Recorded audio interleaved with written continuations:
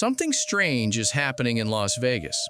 The cards look the same, the tables look the same, the dealers smile like they always have. But if you've played blackjack lately, you've probably felt it, that sinking feeling that the game just isn't fair anymore. You're not imagining it.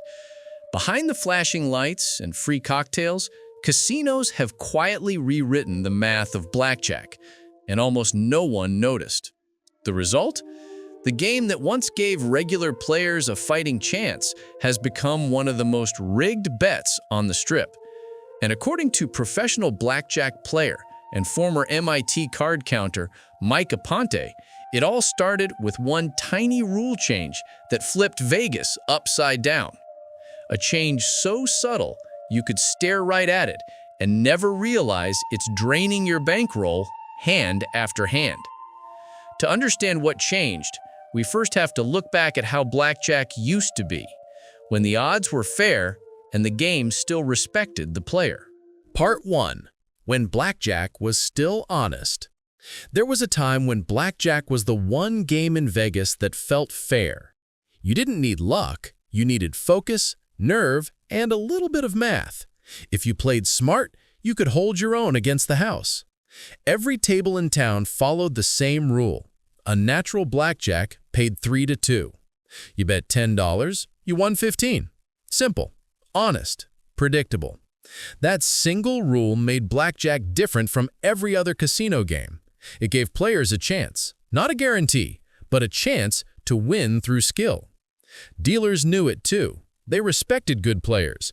There was a rhythm to the game, the shuffle of cards, the quiet conversation, the split-second decisions that could make or break a hand. Back then, Vegas wasn't about algorithms or flashing screens. It was about people, real dealers, real strategy, and real risk. It was a time when the casino wanted you to play, not to drain you dry, but to keep you coming back for the thrill, the challenge, the chase.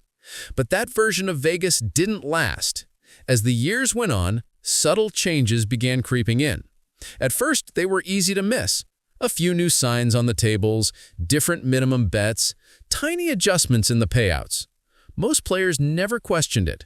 But for those who paid attention, the math started to feel off.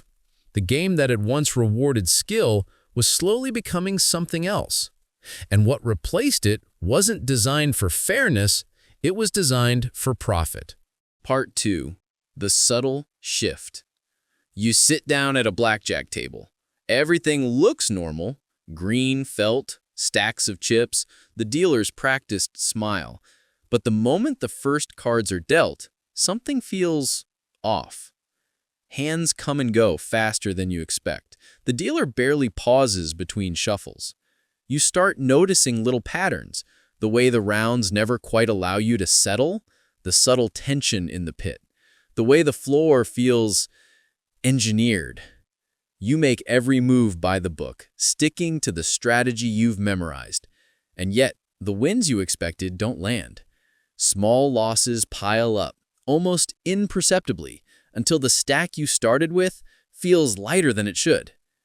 Other players around you are tense too, eyes darting between the dealer and their cards. There's a quiet frustration in the air, the kind that makes you second-guess every decision. The casino itself hasn't changed. The lights, the chips, the tables are all the same. But the game is subtly shifting beneath your hands. What used to feel like a fair challenge now carries a strange weight, a pull toward the house you can't quite explain. And for those who once relied on skill to gain an edge, the difference is unmistakable. Something about the flow, the pace, the way the game is structured, no longer plays in your favor. The edge you once counted on feels diminished. Part 3. How Vegas stacked the deck. According to professional blackjack player and former MIT card counter Mike Aponte, the modern game has quietly evolved in ways most players never notice. What looks like the same familiar table, the same green felt, and the same dealer's smiles is, in fact, a carefully engineered environment designed to tilt the odds toward the house. The The most infamous change is the 6-5 payout for a natural blackjack, where a hand that once paid 3-2 would reward 15 chips on a 10-chip bet. It now pays only 12.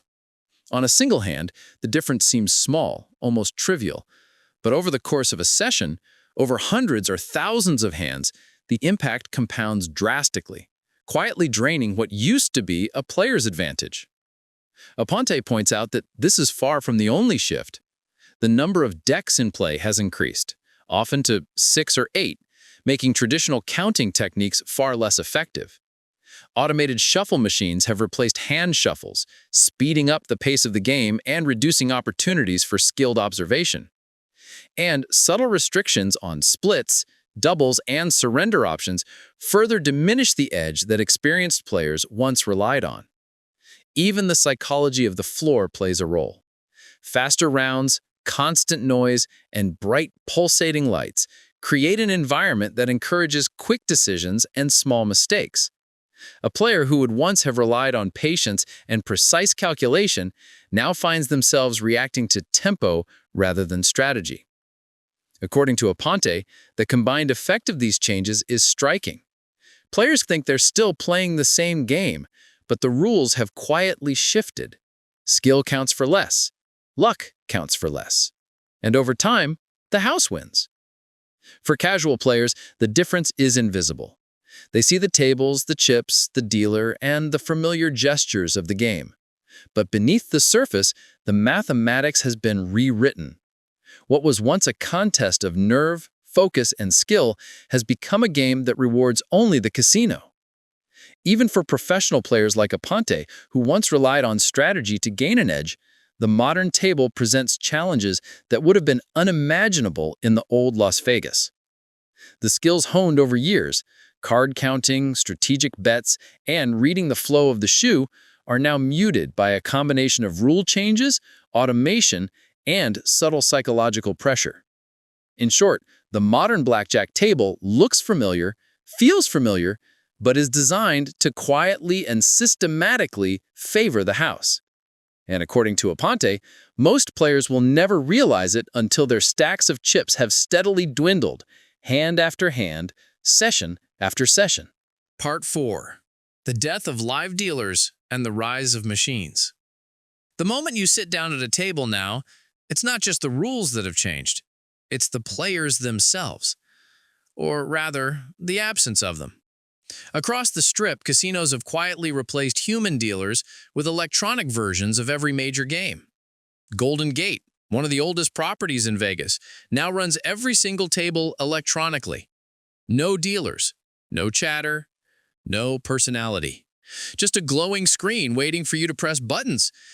Casino owners like Derek Stevens claim players prefer speed and convenience. But the truth is, it's profit, pure and simple. Machines never take breaks, never make mistakes, never tip, and never complain about long hours. They extract more money from regular players faster than any human ever could. Even worse, the odds aren't just slightly worse. They're systematically stacked. Electronic blackjack, craps, and roulette often carry a higher house edge than their live counterparts.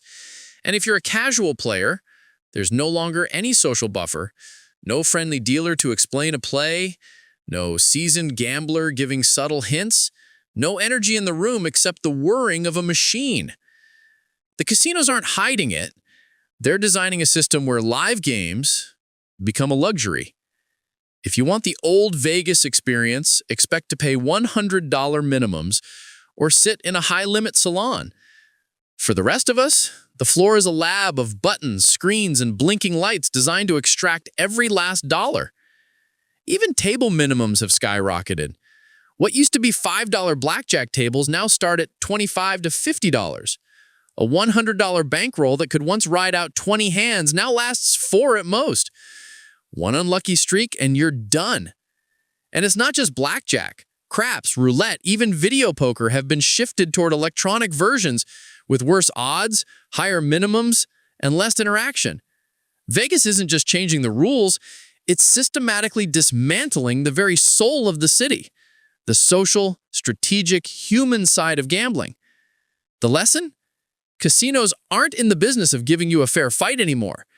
They're in the business of efficiency, data, and profit. Every machine, every electronic table, every invisible algorithm is working against you. But knowledge is power. Knowing the shift has happened, recognizing which tables are live, which games are still fair, and which floors are electronic traps can give you a strategic edge, even in a city designed to bleed you dry. Vegas is no longer the city that welcomed the everyday player. It's a city that caters to machines, algorithms, and the high rollers who can afford the rare tables that still honor the old rules. And that's why understanding the landscape isn't just interesting, it's essential if you want to survive a night on the Strip. Part 5. Remote Control: How Casinos Manipulate Every Bet. By now, you might think the game is just tougher, but it's worse than that. Casinos aren't waiting for luck or human error to work in their favor anymore. They control the game remotely, constantly, in real time. Modern slot machines, video poker, and electronic tables are connected to centralized computer systems. These systems can adjust payouts, volatility, and near-miss frequency on the fly, depending on how the floor is performing, how busy it is, or even based on your play style. Think about that.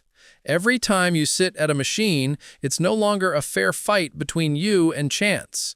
The machine can adapt to you, making it harder to win the longer you play, while keeping you invested in chasing rewards that are mathematically designed to be almost unreachable. Mike Aponte, former MIT Blackjack team member, has emphasized in interviews that this is a major paradigm shift. The casino floor is no longer about skill or strategy, it's about data and control. Every electronic hand, every spin, every bet generates player behavior data. Casinos use this to tweak the odds subtly, nudging you toward decisions that maximize your losses. Video poker, once a haven for the knowledgeable player, has also been gutted. Full pay machines with near 100% returns are now almost impossible to find, hidden in high-limit rooms, often with $5 to $25 minimums. The games left on the main floor? They're algorithmically programmed to mimic the old machines, but offer far worse odds, turning what was once skill-based gambling into pure chance. Even comp points, rewards, and loyalty programs are manipulated. Casinos now reduce comps on electronic machines since they cost less to operate than live tables, meaning you get fewer perks for the same or worse odds. You think you're being rewarded, but you're still losing. The shift is subtle, almost invisible if you're not paying attention, but it's relentless. The casinos have transformed every table, every machine, and every game into a calculated money extraction system, leaving the casual player with the illusion of choice while the house edge rigidly works against you. Vegas used to be about the thrill, the skill, and the human element. Now it's about algorithms, data, and relentless optimization. And unless you know where to look, you're being played. Every hand, every spin, every round. Part 6. The few remaining honest games. Not every corner of Vegas has been swallowed by algorithms and electronic tables. There are still pockets of fairness, though they're becoming increasingly rare. Downtown casinos like the D, Circa, and Golden Gate have managed to preserve some of the old ways. Reasonable table minimums, live dealers, and traditional blackjack payouts. Even though Golden Gate actually moved some tables to electronic, they've retained a handful of fair games for loyal players who remember what Vegas used to be. Off-strip locals casinos like South Point and several Station Casinos properties still offer better slot returns and manageable table minimums. These are the games that catered to regular visitors, the players who built Las Vegas long before the corporate bean counters arrived. Even the Palms Casino recently returned to 3-2 blackjack on select tables, a small but meaningful gesture showing that some operators understand the value of fairness. High-limit rooms still offer traditional rules, but the minimums often start at $100 or more, putting them out of reach for most casual players. Downtown craps tables, once accessible to anyone with a modest bankroll, still allow $5 bets in a few select locations. These tables are the last bastions of the old Vegas, where skill, strategy, and human interaction can still make a difference. But these are exceptions, not the rule. The vast majority of the Strip has moved on. Fair games are now the rarity, and the Vegas you remember, the city of honest dealers, fair odds, and human energy at the tables, has been systematically dismantled. What does this mean for you? It means knowledge is power. If you want to protect your bankroll, seek out these few honest games, support properties that respect players, and stay informed about rules and payouts. Understanding where fairness still exists is the only way to gamble smart in a city that has shifted entirely toward maximizing corporate profit. Part 7. How to survive and play smart in modern Vegas. Vegas has changed. The days of casual $5 blackjack tables and loose penny slots are gone, but that doesn't mean you're powerless. There are strategies and habits that can still give you an edge, or at least prevent you from getting completely drained. First, know the rules. Every table has subtle differences. Blackjack isn't just blackjack anymore. 3-2 versus 6-5, continuous shuffling machines, side bets, each tweak dramatically changes your odds. Study the table before sitting down. Look for traditional rules wherever you can, even if it means seeking out off-strip or downtown locations. Second, respect the minimums. The Strip now prices casual players out. If a table's minimum is $25 or higher, calculate how many hands you can realistically play. Don't risk your entire bankroll in just a few rounds. Think in terms of time on the table, not just the size of your bet. Third, avoid electronic tables when possible. The convenience comes at a cost. Worse odds and zero human interaction. Real dealers not only make the game more enjoyable, they maintain the subtle advantages skilled players can exploit. Fourth, treat slots and video poker like entertainment, not investment. The house edge on most machines is now higher than ever, and many machines adjust remotely. If you're going to play, set strict limits and stick to them. Know the RTP where you can, and never chase losses. Fifth, take advantage of comps wisely. Casinos are tracking your every move. Use players' clubs and loyalty programs, but don't rely on free drinks or perks to offset poor odds. Think of comps as a bonus on top of smart play, not a replacement for good strategy. Sixth, focus on skill games. Blackjack, poker, and video poker, where pay tables are still decent, remain the only areas where strategy and knowledge can make a meaningful difference. Learn basic strategy, understand bet sizing, and, when possible, play at tables that still respect the player. Finally, pay attention to the environment. Casinos have designed the modern Vegas floor to manipulate behavior. Lights, sounds, machine placement, near-miss visuals. Awareness is your best weapon. The moment you notice frustration or compulsive tendencies creeping in, step away. The house wants you to stay, but your job is to leave smarter than you arrived.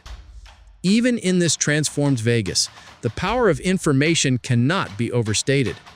Understanding the house edge, knowing which games are still fair, and being conscious of minimums, comps, and electronic manipulation can save you money and maybe even let you enjoy a rare edge in the city of bright lights and rigged odds.